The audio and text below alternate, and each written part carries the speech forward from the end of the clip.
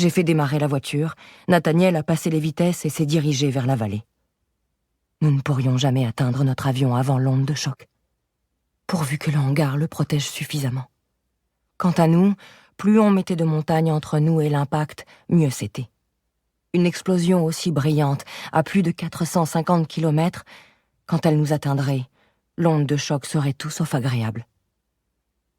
J'ai allumé la radio sans espérer autre chose que des parasites, mais la musique a empli l'habitacle. J'ai changé de fréquence, n'importe laquelle, pour peu qu'on nous explique ce qui se passait. Mais il n'y avait que de la musique. Au fil des kilomètres, la voiture s'est lentement réchauffée, mais je n'ai pas cessé de trembler.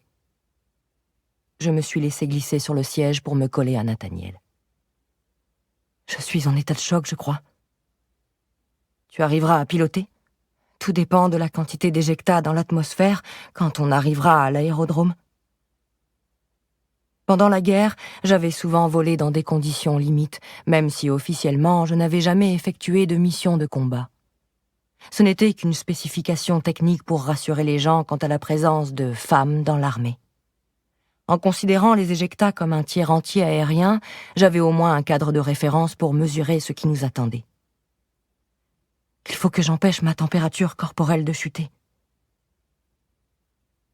Nathaniel a passé le bras autour de mes épaules avant d'arrêter la voiture du mauvais côté de la route, sous un escarpement rocheux. Cet abri de fortune nous préserverait du pire de l'onde de choc. On ne trouvera pas mieux en attendant. Bien vu. Difficile de rester calme avec ce qui s'annonçait. J'ai posé la tête sur l'épaule de Nathaniel. La laine rêche de sa veste m'a piqué la peau. Il ne servait à rien de paniquer et nous ignorions encore à quoi nous attendre. À la radio, la chanson s'est arrêtée d'un coup. Je ne me souviens plus laquelle c'était. Je me souviens juste du silence, abrupt. Et puis enfin, l'annonce. Il leur avait fallu presque une demi-heure avant de rendre compte des événements. Pourquoi si longtemps ?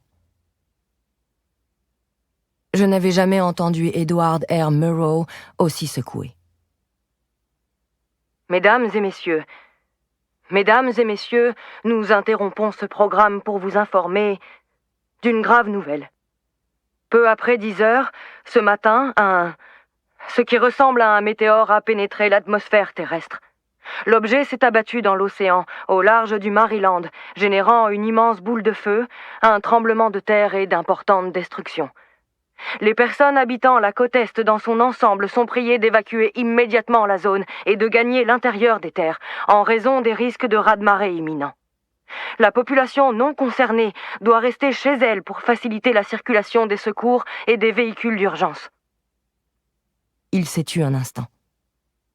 Le grésillement du bruit blanc a laissé le temps à la nation entière de reprendre son souffle.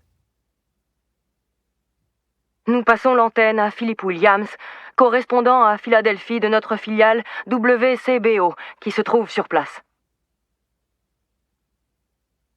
Pourquoi un correspondant de Philadelphie et non un journaliste de DC ou de Baltimore ? Au début, j'ai cru que les parasites étaient plus forts et j'ai pris conscience que j'entendais le bruit d'un gigantesque incendie. Au bout d'un moment, j'ai compris qu'ils avaient eu du mal à trouver un professionnel encore en vie. Le plus proche était à Philadelphie. Je suis actuellement sur la route 1, à une centaine de kilomètres au nord de l'impact. Impossible de nous approcher davantage, même par avion, à cause de la chaleur extrême. Quand nous avons survolé la zone, je n'ai vu qu'une immense étendue dévastée. On dirait qu'une gigantesque main a balayé la capitale, emportant avec elle tous les hommes et toutes les femmes qui habitaient ici. Pour le moment, nous ignorons ce qu'est devenu le président, mais... Mon cœur s'est serré quand sa voix s'est brisée. Pendant la guerre, j'avais déjà entendu Williams livrer des comptes rendus sans émotion apparente. Plus tard, quand j'ai su jusqu'où il s'était approché, j'ai été impressionné qu'il ait réussi à tenir un micro. Mais de la ville de Washington, il ne reste plus rien.